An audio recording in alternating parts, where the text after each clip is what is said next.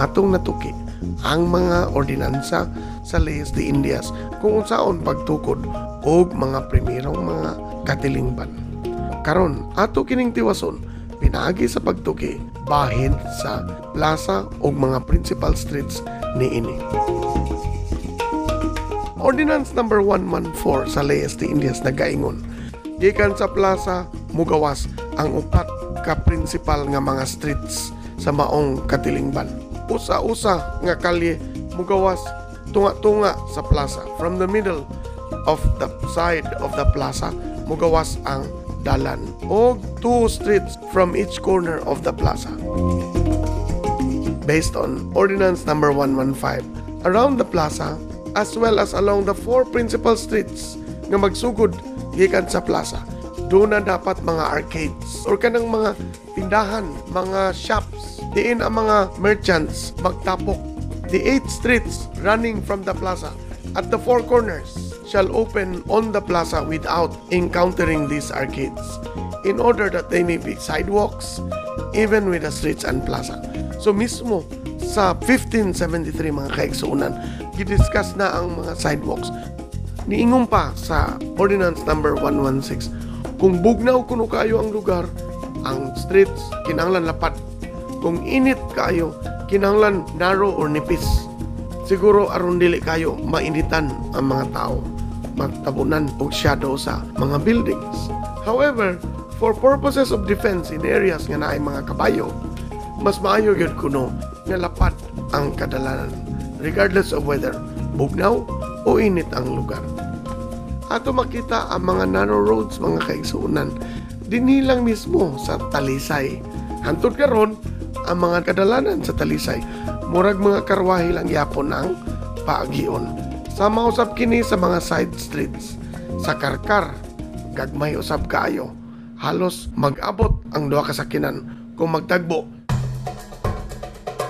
Ordinance number 117 nagaingon nga ang mga kalye dapat mo run from the main plaza in such a manner that even if the town increases considerably in size, dili maglisod ang tanang namuyo niini ug dili mahugaw o mangilad ang maong lugar kay daghan na daang mga kalye nga gipang-abre bisag wala pay nagpuyo niini. So dunay town planning na gyud kaniadto. Ordinance number 118 states nga dili lamang usa ka principal plaza ang tukuron, kundi magtukod usab og mga gagmayng mga plaza sa lain-laing lugar sa maong katilingban ug dinhi nining mga gagmayng plaza tukuron ang mga gagmayng simbahan or mga monasteryo aron ma-distribute gyud ang pagtudlo sa Kristyanismo sa mga natibo. Busa mga kaigsuunan, sa Sugbo pa lang daan makakita na kaog upat ka plaza. Ang Plaza Washington nga karon gitawag nag Freedom Park at bang sa San Jose, ang Plaza Sugbo nga diin na ang Magellan's Cross, ang Major Plaza ang pinakadakong plaza nga mao ang Plaza Independencia, ang plaza usab sa Cathedral. Mismo ang mabolo nga simbahan dunay plaza. So masabtan nato mga kaigsuunan nga dili lang principal nga plaza para sa tanan, kundi gagmayng mga plaza diin adunay mga kasimbahanan.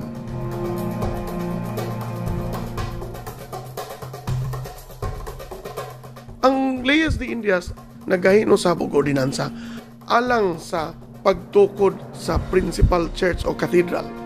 Ingon pa sa Ordinance number 119, trabaho sa otoridad nga katsila nga mag-assign og klarong yuta alang sa pagtukod sa mga kasimbahanan o sa cathedral. So ang main yun nga plaza magatubang gid kini og cathedral. Ug katong mga gagmayng mga plaza tukuran og simbahan kinahanglan walay laing kunong mga buildings nga matukod nearby for practical and ornamental reasons. Kinahanglan makita gyud sa tanang nitibo nga ang pinakataas nga building mao ang simbahan.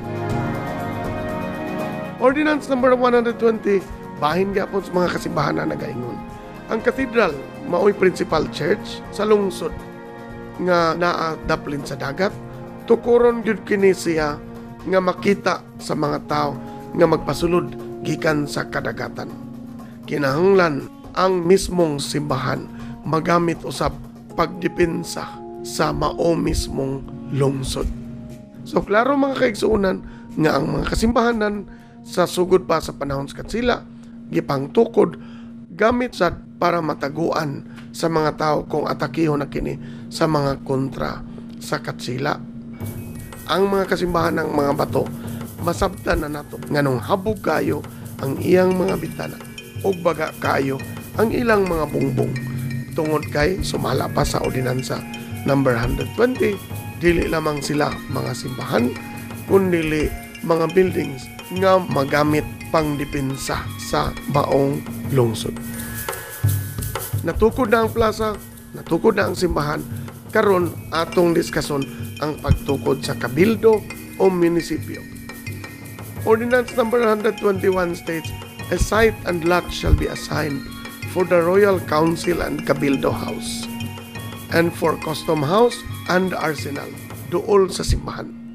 Located siya in such a manner nga kumanginahanglan ang simbahan o gubang mga namuyo ni ini mismong katilingban, dali ra kaayo makahatag og ayuda o depensa kining mga building sa munisipyo o sa arsenal o butanganan sa mga armas o mga sundalo.